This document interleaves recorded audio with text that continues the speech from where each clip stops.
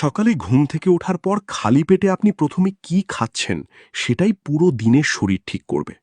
সকালে ভালো খাবার খেলে শরীর সারা দিন চাঙ্গা থাকবে, আর ভুল খাবার খেলেই ক্লান্তি, গ্যাস আর দুর্বলতা শুরু হবে।